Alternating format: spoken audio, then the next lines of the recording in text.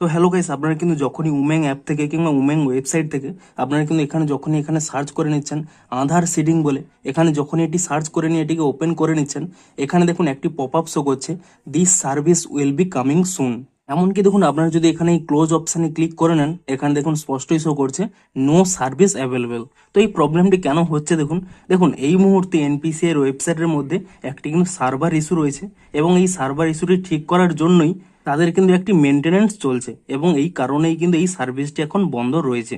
আপনারা সিম্পলি কি করবেন, আপনারা কিন্তু নিজে থেকে কোনোভাবেই অ্যাপ আপডেট করে কিংবা কোনোভাবেই কিন্তু এটিকে ফিক্স করতে পারবেন না। আপনারা কিন্তু কিছু সময় ওয়েট করে নিন, এবং তাহলেই দেখবেন এখানে কিন্তু সেই সার্ভিসটি চলে আসবে, এবং তারপরে কিন্তু আপনারা এই এনপিসি এর ওয়েবসাইটের মাধ্যমেও কিংবা এই উমেং অ্যাপের মাধ্যমেও আপনারা কিন্তু আধার সেটিং কিংবা ডিবিটি লিঙ্কটি করতে পারবেন।